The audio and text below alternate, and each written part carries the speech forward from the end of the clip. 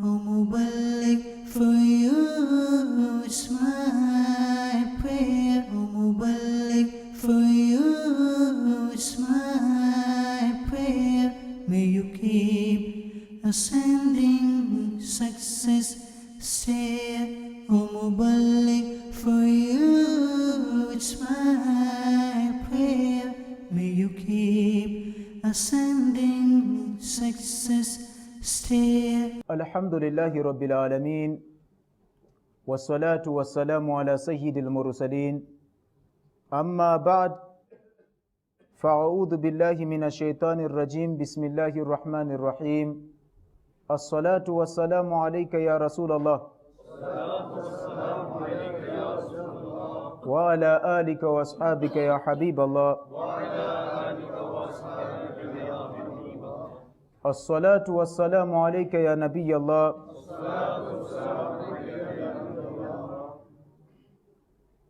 Wa ala alika wa ashabika ya Nurallah. Nawaitu sunnata al-i'tikaf. Whenever you enter a masjid, upon remembering, make the intention of nafil i'tikaf, because for as long as you stay in the masjid, you will keep obtaining the reward of nafil i'tikaf, and eating, drinking, sleeping will also become permissible for you in the masjid.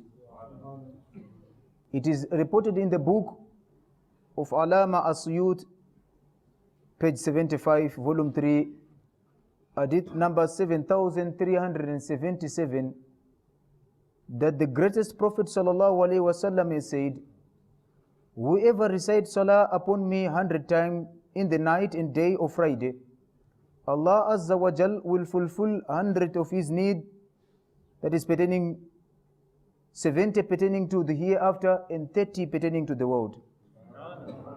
Sallu ala al-Habib sallallahu ta'ala Allah Muhammad sallallahu ta'ala alayka ya Sayyidi ya Rasulullah.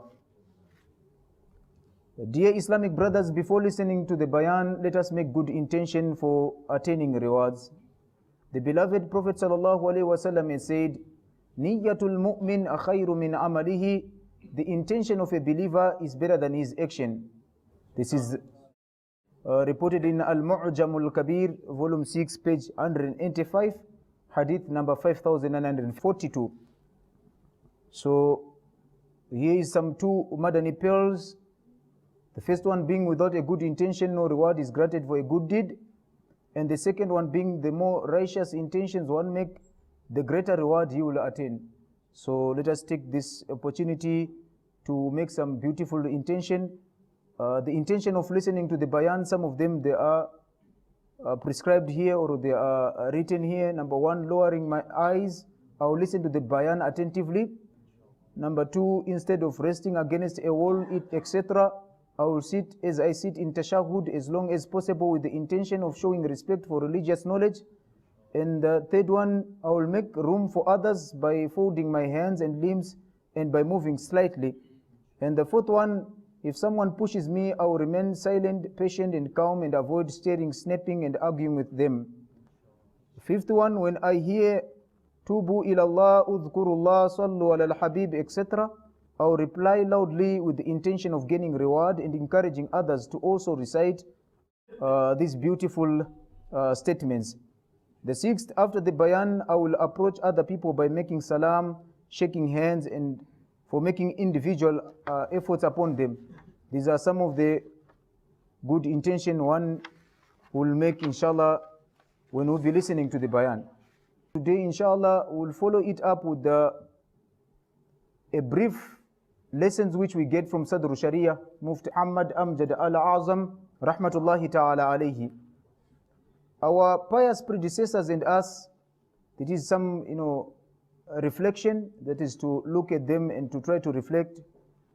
Dear Islamic brothers, how beautiful the way of living of our pious predecessors, Rahmatullahi Ta'ala alayhi, was that they earned halal sustenance through the day and spent their nights in dhikr and worship. Whereas we are wasting our life in useless activities. Our pious predecessors, rahmatullahi ta'ala alayhim ajma'un, used to perform good deeds till their last breath, whereas there are people today who spend their entire lives in heedlessness and they don't even perform good deeds in their old age. Our pious predecessors, rahmatullahi ta'ala alayhim, used to perform salah so regularly that they did not miss the first takbir for years, whereas we do not go to the masjid for months. Some go to the masjid with great preparation only for Eid Salah once a year, but some are even deprived of this privilege. As one anecdote which was put in the life of Sadr Sharia, Mufti Muhammad Amjad Al-Azam, rahmatullahi ta'ala alayhi, is that in his life, he never missed the Salah. There is a day whereby he was very, very sick and he became unconscious. That is between Duhur and Asr. Upon gaining consciousness, the first thing which he asked about, it was about Salah. That it was put in his presence that, oh Huzur, you are worried about Salah, what about your bodily pain? He replied that the pain which he have got, it is that in that state, he did not have the privilege of making Salah. So that was his own concern.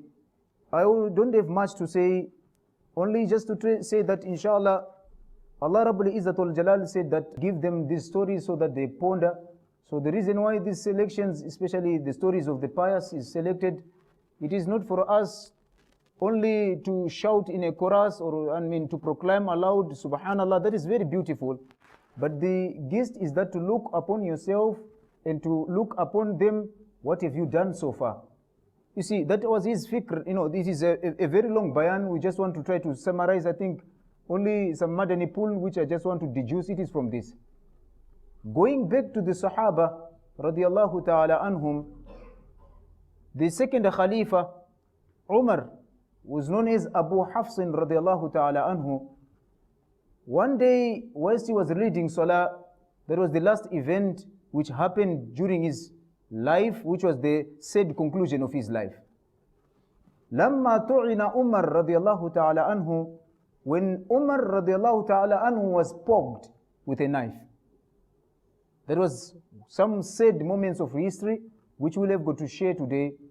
I want you to see how they used to value their salah.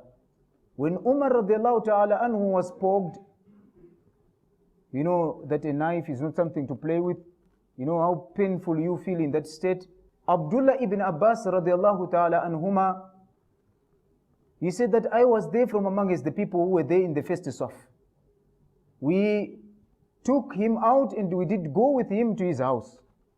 We saw that it was a serious, that when we saw blood mixed with milk coming from his stomach, we see that this is a fatal blow to the Amir al-Mu'mineen.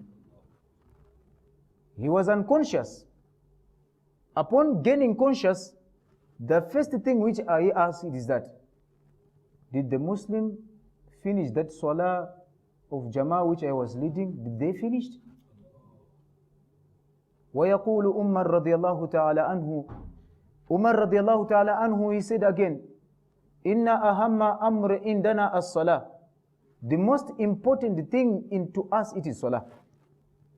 Man ضَيَّعَهَا, the one who does not uphold his salah nicely, فَهُوَ لِمَا سِوَاهَا أَضْيَعَ, then he cannot uphold even any single pillar of Islam. If you are the one who diminish the pillar called salah, then there is any pillar of salah which you can carry. This was the stanza of Umar radiallahu ta'ala anhu. You also hear that today we say that we are taking some Madani pools from Sadr Sharia, that Amir al-Sunnah, he wrote in this book called Tadhkiratu Sadr Sharia, whereby he put this incident that he used to value his salah.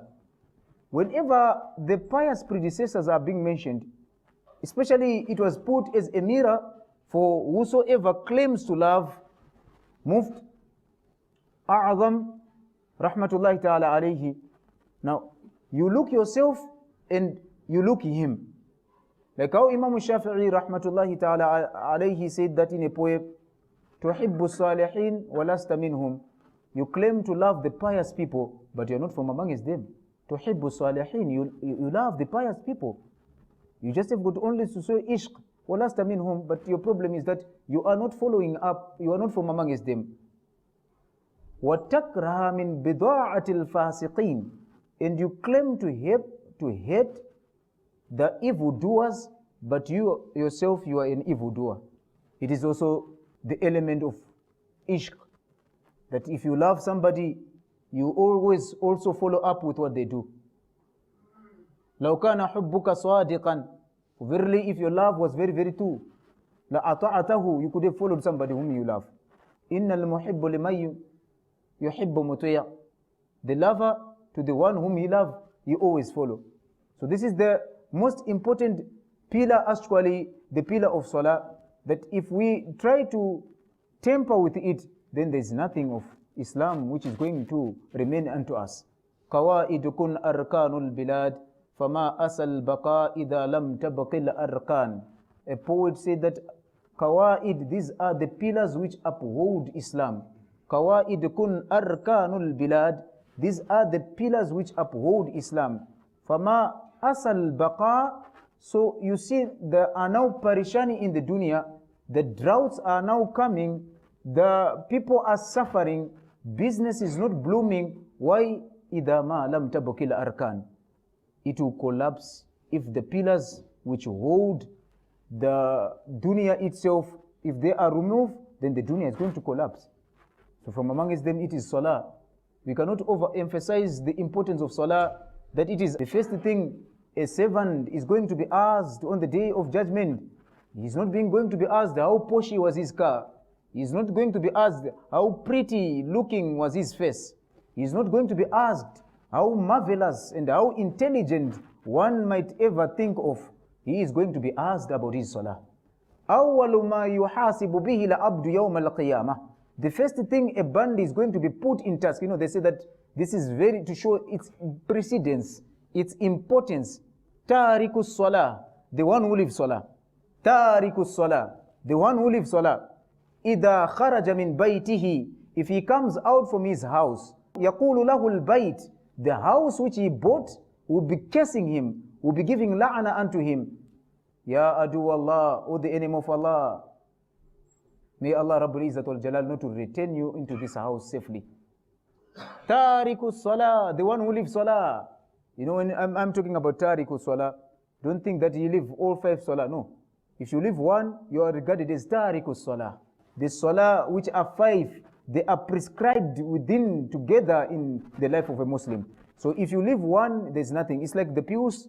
You go to the doctor will say that, okay, you've got cancer. I'm going to prescribe these tablets unto you. You drink in the morning, in the afternoon, and in the evening, 3 times consecutively without skipping. Then you say that, no, me, I want to surprise the doctor.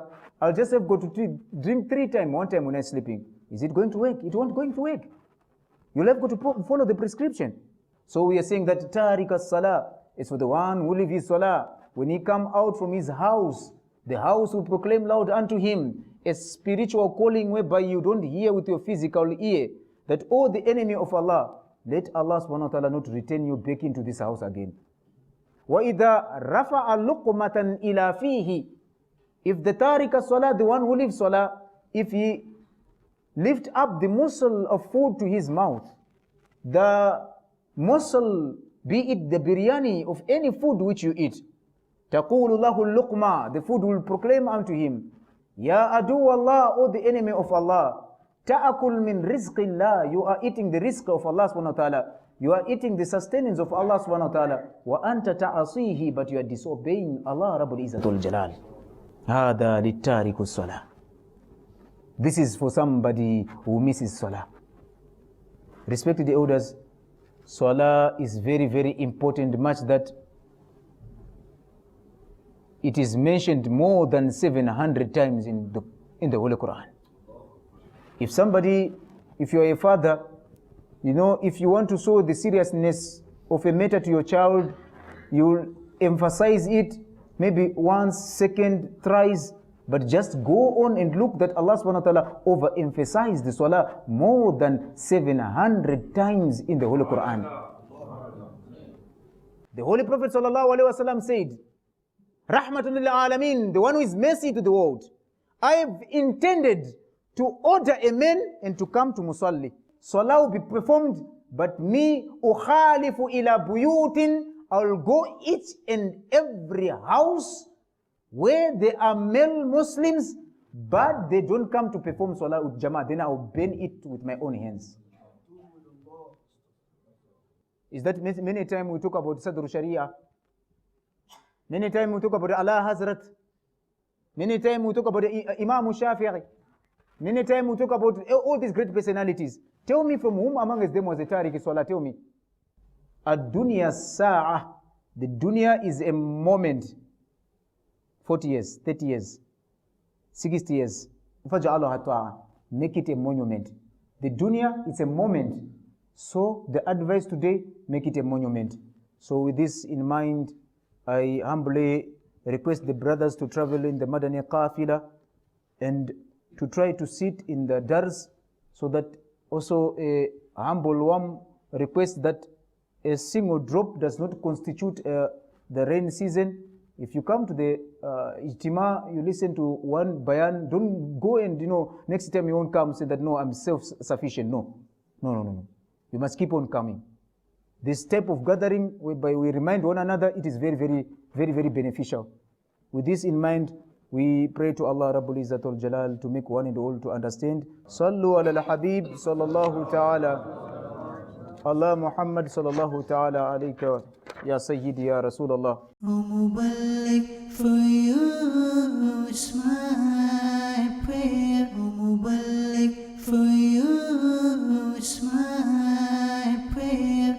May you keep ascending success stair. O Muballigh, for you it's my prayer. May you keep ascending success stair.